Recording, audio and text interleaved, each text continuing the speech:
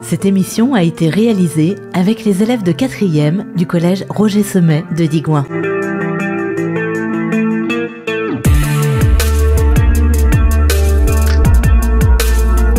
Que peut ressentir un élève harcelé par ses camarades de classe? Pour en savoir plus, nous accueillons Lucie qui a été victime de harcèlement scolaire au collège. Bonjour Lucie. Bonjour. Vous avez des troubles du comportement alimentaire. Est-ce que vous pouvez nous expliquer ce que c'est?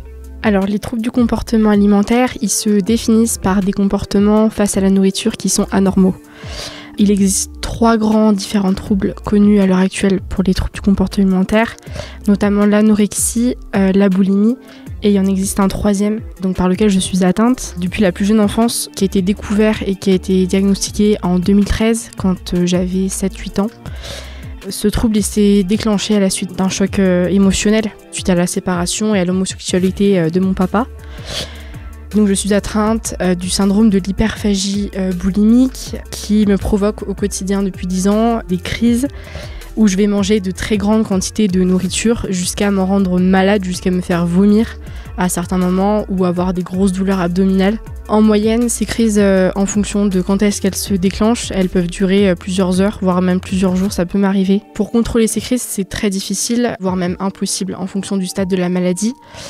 Et très souvent, une fois que la crise est passée, on a souvent, alors moi je ressens un sentiment de culpabilité, de honte, d'avoir agi comme ça, d'avoir eu un comportement avec l'âge que j'ai, d'avoir un comportement comme ça face à la nourriture, parce que pour moi c'est horrible à l'heure actuelle. Ce trouble, donc, qui me provoque depuis 11 ans maintenant à peu près 5 à 10 kilos de prise de poids par an, donc ce qui est énorme par rapport au stade de la maladie.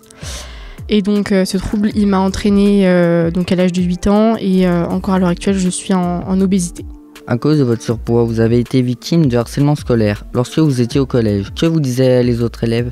Alors les personnes qui me harcelaient par rapport à mon surpoids, c'était des camarades de classe. Et tous les jours, c'était des violences verbales, des insultes, des critiques tout le temps, à me rabaisser, à me mettre face à ma réalité, face à l'image que je pouvais leur renvoyer. Et en fait, ils voyaient que l'aspect extérieur, donc mon corps, et pas l'aspect intérieur et ce que je pouvais éventuellement m'apporter ou leur apporter au sein de l'année scolaire. Alors j'ai vécu beaucoup d'insultes, je vais vous en dire 2-3. Oh, tu l'as vu la grosse, espèce de grosse vache, grosse boule, arrête de manger, pense à te regarder dans un miroir, ça te ferait du bien, l'obèse, et j'en passe, je vais pas finir. Chaque critique, chaque insulte, en fait, c'était une étape qu'on rajoutait par-dessus ce trouble qui déjà était compliqué à gérer au quotidien. En fait, ça ne faisait qu'amplifier les crises et ça ne faisait qu'amplifier la situation. Quand ils t'insultaient comme ça, t'as déjà essayé de leur répondre violemment, enfin de répondre en les insultant aussi? Oui, quand j'étais au collège, pendant un long moment, j'ai rien dit. J'ai parlé à personne. À un moment donné, quand vraiment je n'arrivais plus à supporter, j'ai pas tout de suite parlé, mais effectivement, j'étais violente verbalement. Donc ça pouvait être des insultes. En fait, je renvoyais ce qu'on me disait, très souvent. Est-ce que ces remarques, ces insultes vous ont fait détester votre corps au point peut-être de vouloir le modifier ou le changer? Alors oui, les remarques et les insultes qui ont été répétées, elles m'ont donné encore à l'heure actuelle une image très négative de mon corps et de ce que ça peut représenter. Et ça se rajoutait par rapport déjà aux effets de la maladie. On a déjà pensé à me faire hospitaliser dans des cliniques avec des spécialistes spécialisés dans les troubles du comportement alimentaire qui sauraient m'accompagner dignement. Mais c'est de longues hospitalisations et je ne me voyais pas me faire hospitaliser puisque j'ai déjà subi des longues hospitalisations étant petite et je ne pouvais pas supporter d'être à nouveau internée dans un hôpital.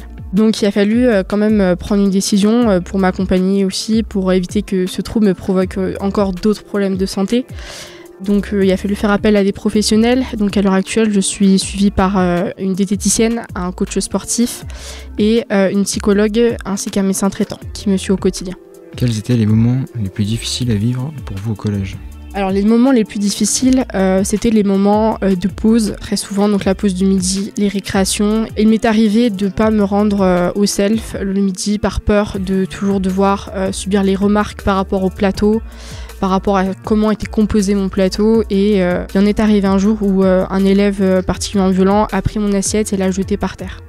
Le harcèlement peut engendrer un manque de confiance, un sentiment de culpabilité, des insomnies ou encore une dépression. Qu'en était-il pour vous? Que ressentiez-vous?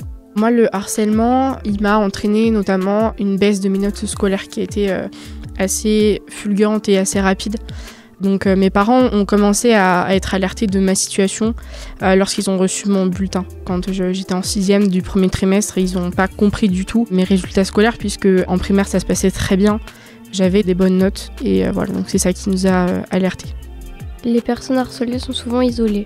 Où et auprès de qui arriviez-vous à trouver du réconfort ? Justement, quand j'étais harcelée, le réconfort je le trouvais auprès de ma maman très souvent qui a toujours été compréhensive. Mais je trouvais surtout du réconfort dans la nourriture. T'avais pas une amie qui t'aidait à surmonter ça ? J'avais très peu d'amis pendant cette période-là, malheureusement. Donc j'en avais une qui était en primaire avec qui je parlais. Et elle-même était atteinte d'anorexie. On n'arrivait pas forcément à se comprendre puisqu'on n'était pas atteinte du même trouble. Du coup, ça s'est mal terminé entre nous parce qu'en fait, je comprenais pas pourquoi elle arrivait à maigrir et pas moi. Elle se demandait pourquoi moi je prenais du poids et pas elle. Voilà. Quand vos parents vous ont questionné, pourquoi avez-vous d'abord choisi de leur mentir et de leur cacher la vérité ? Quand on vit du harcèlement scolaire, c'est compliqué d'en parler et moi j'ai eu beaucoup de mal à en parler parce que j'avais peur de ce qui pouvait se passer si je parlais à mes parents, de ce que je vivais et notamment des représailles qu'il pouvait y avoir des élèves qui déjà me provoquaient du tort pendant cette année scolaire. C'est surtout que parler c'est douloureux, il faut se sentir prêt et faut savoir trouver les bons mots aussi et pas être agressif ou pas être en colère parce que c'est compliqué d'expliquer les choses calmement quand on vit la situation en même temps. Au sein de votre collège, est-ce que les adultes étaient parfois témoins de ce que les autres élèves vous faisaient subir ? Oui, quand ça se passait en classe, donc c'était pas tout le temps, il y est arrivé notamment en cours d'art plastique que la professeure prenne conscience des insultes puisque ça s'entendait en classe quand même des gens qui s'insultent. Ils ramassaient les carnets de correspondance, ils mettaient des remarques, mais ça n'était jamais allé plus loin par rapport à leurs agissements. Très souvent, même les autres élèves qui constataient la situation ou qui entendaient les mots qui pouvaient se dérouler en classe, ils rigolaient. Pour eux, c'était drôle de faire ça à des personnes et voilà, ils se moquaient.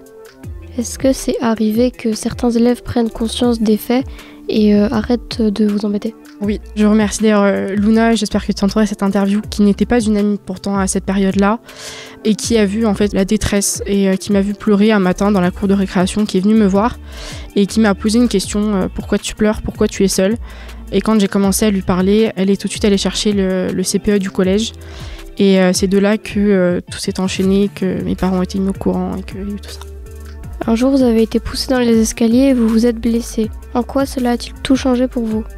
Ça a changé ma vision surtout de l'acceptation des autres, de la tolérance, puisqu'en fait j'avais bien compris que ces élèves-là, donc mes harceleurs, vraiment leur but était de m'anéantir, de me terminer comme ils pouvaient me le dire en face. Pour eux, ça les amusait en fait, tout simplement ça. Et moi, ça m'a marqué parce que j'ai vraiment compris que ma présence dérangeait en fait. J'ai compris que quand vous êtes tombée des escaliers, vous vous êtes réveillée un peu inconsciente. Quelle était votre réaction quand vous avez vu que y avait personne pour vous aider ? Quand on m'a poussée, au départ, je pensais pas qu'on m'avait poussée. Parce que ça peut arriver à tout le monde de chuter dans les escaliers. Donc j'ai pas tout de suite pris conscience en fait de la situation. Et il y avait une surveillante du collège qui surveillait donc la descente en cours de récréation. Et donc il m'a vu dans les escaliers faire une roulade et qui s'est demandé qu'est-ce qui se passait. Donc cette surveillante est venue me voir, elle m'a prise en charge avec l'infirmière scolaire. Et voilà, j'ai été prise en charge correctement. Et comment vous vous êtes rendu compte que c'était quelqu'un qui vous avait poussé, que c'était pas un accident ? C'est la surveillante qui m'a dit qu'elle avait vu ce qui s'était passé. J'ai ressenti qu'on m'avait bousculé, mais pas poussé réellement. Donc c'est vraiment que l'infirmière et la surveillante du collège qui ont pris conscience. Comment avez-vous réussi à retrouver le goût des études et de l'école ? Donc suite à ce harcèlement et à tout ce que j'ai pu subir, il a fallu prendre une mesure puisque l'établissement faisait pas grand-chose après. Mes parents n'ont pas trouvé d'autre solution que d'essayer de me changer d'établissement scolaire. Donc c'est ce qui a été fait et je suis rentrée dans un autre collège à 50 km de là où j'étais en 6e, en classe de 5e. Et de là, ça a été complètement libérateur. Et voilà, je suis tombée dans un bon collège avec un réel accompagnement venant des enseignants comme de la direction. Et voilà, ça a tout changé. Quelles séquelles avez-vous gardées de cette dure période ? Un préjudice moral important, puisque quand on se fait insulter, à longueur d'année, quand on se fait taper dessus, bousculer, ça s'efface pas du jour au lendemain, malheureusement, j'aimerais bien. Et aussi le préjudice moral, puisque tout ce que je pouvais subir vis-à-vis de mon corps, à l'heure encore d'aujourd'hui, j'ai toujours pas une bonne image de moi, de mon corps. Je ne m'accepte toujours pas à l'heure actuelle. Pour finir, quel conseil auriez-vous envie de donner aux élèves victimes de harcèlement et aux témoins ? Alors si j'ai quelque chose d'important, surtout ne restez pas seul et surtout ne vous isolez pas dans un coin. C'est plus facile à dire qu'à faire bien évidemment et je le comprends puisque je l'ai vécu. Il ne faut pas oublier que maintenant le harcèlement scolaire est puni par la loi, 45 000 € d'amende et 3 ans de prison. Donc maintenant ce n'est pas impuni, ça a mis longtemps avant d'être pris en compte et aujourd'hui enfin cette situation est reconnue.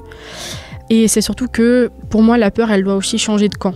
C'est-à-dire que ce n'est pas à l'élève qui se fait harceler, bousculer, insulter à longueur d'année de devoir changer d'établissement pour ne plus avoir à subir de telles remarques, de telles critiques. Mais c'est plutôt au corps enseignant, aux parents et à l'élève en lui-même de prendre conscience de la situation. Puisqu'en fait, moi je me suis surtout rendu compte que les personnes qui me harcelaient n'étaient elles-mêmes pas bien dans leur tête et dans leur corps. Voilà. Merci beaucoup à Lucie pour son témoignage. Si vous êtes victime de harcèlement scolaire, vous pouvez vous faire aider en appelant le 30 18.